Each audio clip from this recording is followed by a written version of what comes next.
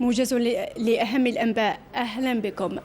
بداية، تسلم رئيس الجمهورية السيد عبد المجيد تبون أوراق اعتماد 3 سفراء جدد لدى الجزائر وهم على التوالي، حيث تسلم رئيس الجمهورية أوراق اعتماد سعادة سفير مملكة بلجيكا السيد ألا لغوا. سعادة سفير مملكة بلجيكا.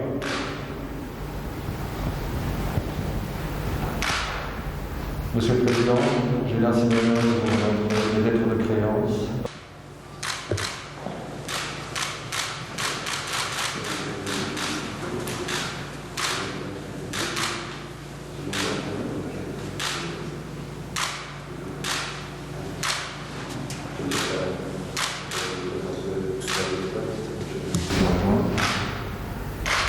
Lui, ça me donne, c'est la collaborateur consulaire.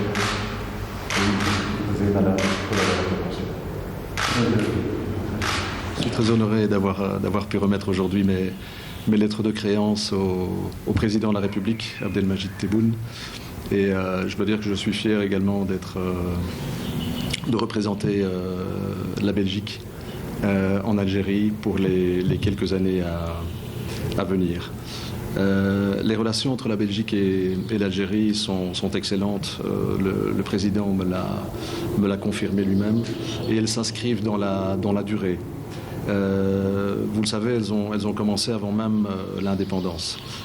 La Belgique a toujours maintenu une présence en Algérie. Elle a toujours été à ses côtés dans les moments les plus heureux, mais également durant les heures plus difficiles. En 60 ans, les relations belgo-algériennes ont été marquées par une coopération dans de nombreux domaines. Des domaines aussi divers que la santé, l'agriculture, l'environnement, les transports. J'entends ci et là avec beaucoup de plaisir que l'expertise belge est reconnue et très appréciée. Je voudrais aussi souligner la coopération académique que nous avons entre nos deux pays, qui reste active et qui permet des échanges d'expertise, de savoir-faire entre les étudiants et les chercheurs universitaires de nos deux pays. Alors sur le plan commercial, les relations entre nos deux pays sont bonnes et ne demandent qu'à s'intensifier. J'ai également eu l'occasion de discuter cette question avec le président. Tout le monde s'accorde à dire que le potentiel est immense, mais encore faut-il que le climat des affaires soit propice. Bien évidemment, la Belgique est prête à accroître ces échanges pour soutenir les efforts déployés par le président Tebboune afin de développer un modèle économique solide basé sur la diversification. كما تسلم رئيس الجمهورية السيد عبد المجيد تبون ورقة اعتماد سعادة سفير الجمهورية الإيطالية السيد جيوفاني بولغياس. سعادة سفير الجمهورية الإيطالية. Monsieur le Président, j'ai l'honneur de vous remettre ma lettre de créance.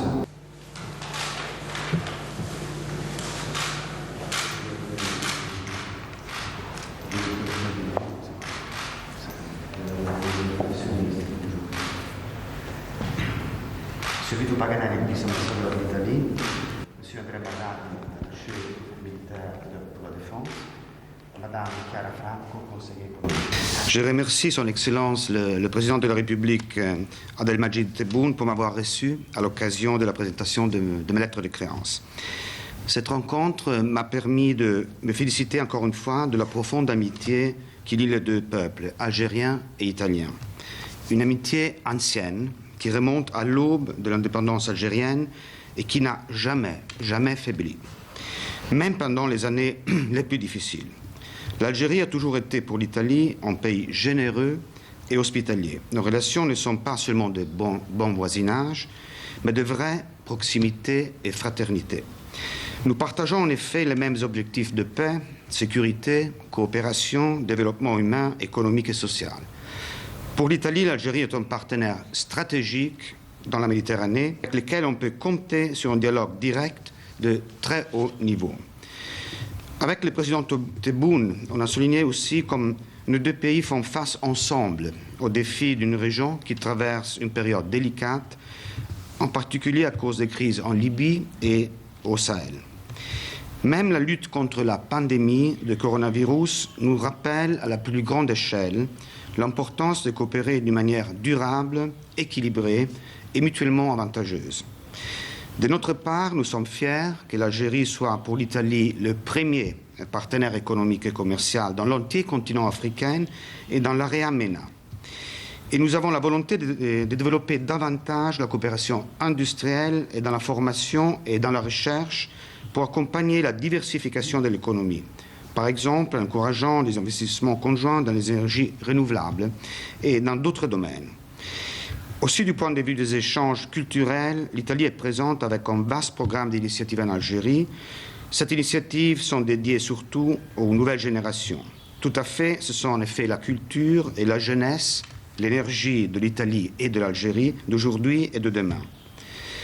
Ana Masrour bi wujudi fi el-Jazair wa attamana et tawfik fi muhimati. Shukran. رئيس الجمهورية السيد عبد المجيد تبون تسلم أيضا أوراق اعتماد سعادة سفير جمهورية أندونيسيا السيد شالياف أكبر جاندرا نينغارا. سعادة سفير جمهورية أندونيسيا.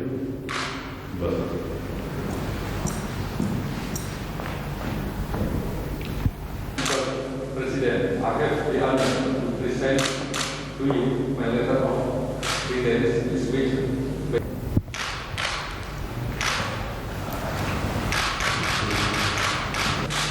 Mr. Fabi Sultan, the head of the protocol and Chancellor, Rezi Isawati is the head of information. Media colleagues. Je viens juste de présenter mes lettres de créance au président algérien, M. Tebboune, donc les lettres de créance de mon pays, l'Indonésie. Durant mon audience, j'ai transmis à M. le Président mes meilleures salutations du chef de l'État de l'Indonésie et à son gouvernement. Aussi, j'ai transmis mes meilleures salutations au peuple algérien. Nos relations politiques sont excellentes depuis le début, depuis juste après l'indépendance. Maintenant, il est grand temps de renforcer, de donner une occasion, une opportunité pour renforcer nos relations dans le domaine de l'investissement, de l'économie et du commerce. Depuis mon arrivée ici en décembre, je me sens chez moi. D'abord, bien accueilli dans cette belle ville qu'est Alger. Aussi, je me sens vraiment chez moi, car chaque matin, j'entends l'adhan, donc ça me rappelle mon pays. Voilà, donc j'ai terminé. Je vous salue et je vous... وقد جرت مراسم تقديم أوراق الاعتماد بمقر رئاسة الجمهورية بحضور كل من مدير ديوان برئاسة الجمهورية السيد نور الدين بغداد دايج ووزير الشؤون الخارجية السيد صبري بوقدو. شارك أمس رئيس الجمهورية السيد عبد المجيد تبون في اجتماع مجلس السلم والأمن للاتحاد الإفريقي على مستوى رؤساء الدول والحكومات، حيث تم خلاله تبني مقترح الجزائر بإنشاء صندوق إفريقي خاص بالكوارث الناجمة عن التغيرات المناخية. وحول ملف الصحراء الغربية أكد رئيس الجمهورية على ضرورة بلورة حل دائم لهذا النزاع وتنسيق الجهود لإنهاء الأزمة في الصحراء الغربية كآخر مستعمرة في القارة الإفريقية. توفيق عجالي. رئيس الجمهورية السيد عبد المجيد تبون وفي اجتماع لمجلس السلم والأمن للاتحاد الإفريقي على مستوى رؤساء الدول والحكومات حدد رؤية الجزائر لمختلف الأحداث التي تعيشها قارة إفريقيا. اجتماع وبعد مقترحات الجزائر خلص إلى تدابير أهمها اقتراح إنشاء صندوق إفريقي خاص بالكوارث الناجمة عن التغيرات المناخية والحرص على صون المبادئ التي تقوم عليها الاتفاقية الإطار للأمم المتحدة حول التغيرات المناخية. مقترح الجزائر حظي بإجماع القادة الأفارقة والبدء في الترتيبات العملية لتفعيله. تدابير أخرى تخص القضية الصحراوية لا سيما حل النزاع والذي من شأنه إضفاء ديناميكية وإعطاء نفس جديد لجهود الاتحاد الإفريقي لتسوية النزاع في آخر مستعمرة في القارة السمراء، وهو المطلب البارز أكد عليه رئيس الجمهورية السيد عبد المجيد تبون وهو يخاطب زعماء إفريقيا بالطلب من طرفي النزاع العودة السريعة إلى طاولة المفاوضات لبلورة حل سياسي وسلمي للقضية استنادا إلى أحكام الميثاق التأسيسي للاتحاد الإفريقي، مع التأكيد على ضرورة تصفية الاستعمار في الصحراء الغربية عبر تمكين الشعب الصحراوي من ممارسة حقه غير القابل للتصرف في تقرير المصير. اجتماع تبنى طلب الجزائر في تعيين ممثل للصحراء الغربية ولعب مجلس السلم والأمن الإفريقي دورا في متابعة قضية الصحراء الغربية، وذلك عبر عقد قمتين على الأقل سنويا لمتابعة تطورات الملف. اجتماع رفيع المستوى قدم فيه رئيس الجمهورية السيد عبد المجيد تبون مقترحات جادة لحل قضية الصحراء الغربية، وهو ما اتفق عليه القادة الأفارقة بتفعيل دور اللجنة رفيعة المستوى لرؤساء الدول والحكومات حول نزاع الصحراء الغربية. ملف القنصليات التي تم افتتاحها في الأراضي الصحراوية المحتلة ملف طرح للنقاش، وهنا طلبت الجزائر رأيا قانونيا من المستشار القانوني للاتحاد الإفريقي، وتم تكليف المفوضية لاتخاذ الإجراءات المناسبة لإعادة فتح مكتب الاتحاد الإفريقي بمدينة العيون المحتلة لتمكين الاتحاد الإفريقي من القيام بدوره، وطلب الإسراع في تعيين الممثل الشخصي للأمين العام للأمم المتحدة وإعادة بحث المسار السياسي لحل القضية الصحراوية. ترأس اليوم رئيس مجلس الأمة صالح كوجيل اجتماعا لمكتب المجلس موسعا لرؤساء المجموعات البرلمانية والمراقب البرلماني حيث ثمن مكتب المجلس التدابير التي جاء بها مشروع الأمر المتضمن القانون العضوي المتعلق بنظام الانتخابات، معتبرا إياه خط الدفاع الأول ونبراس التفاعل والمحرك الذي يتولى دور المجدد في بلورة العلاقة بين الدولة والمجتمع من خلال تعميق الممارسة الديمقراطية الحقيقية والفعلية لتثمر مناعة مجتمعية ومؤسساتية. وهنا نوه مكتب المجلس بتوجيهات السيد رئيس الجمهورية بخصوص مشروع هذا الأمر الذي سيكرس انفتاحا لنسق انتخابي غير مسبوق.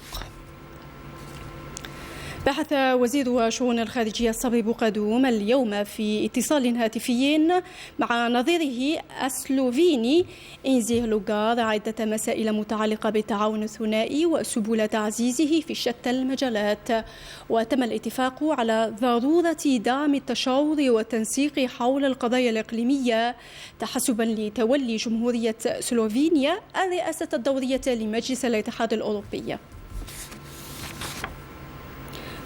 تعلم وزارة العدل في بيان لها الشروع في الاستشارات بهدف مراجعة أحكام القانون العضوي المتضمن القانون الأساسي للقضاء والقانون العضوي المتعلق بتشكيل المجلس الأعلى للقضاء وعمله وصلاحياته، حيث طلب من الجهات القضائية العليا والجهات القضائية العادية والإدارية والهيئات التابعة لقطاع العدالة والنقابة الوطنية للقضاة تقديم اقتراحاتها في إطار موائمة القانونين العضويين مع أحكام التعديل الدستوري الأخير.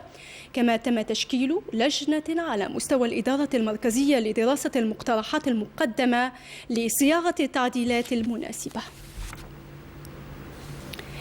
التمس ممثل الحق العام لدى مجلس قضاء الجزائر اليوم تشديد العقوبة في حق الناطق الرسمي باسم حزب العمال والنائب السابق بالبرلمان جلو الجودي المتابع بتهمة القذف والتشهير في حق الوزيرة السابقة للثقافة نادية العبيدي. وسينطق مجلس قضاء الجزائر بالحكم في هذه القضية بتاريخ 24 مارس الجاري حسب ما أفاد به القاضي رئيس الجلسة.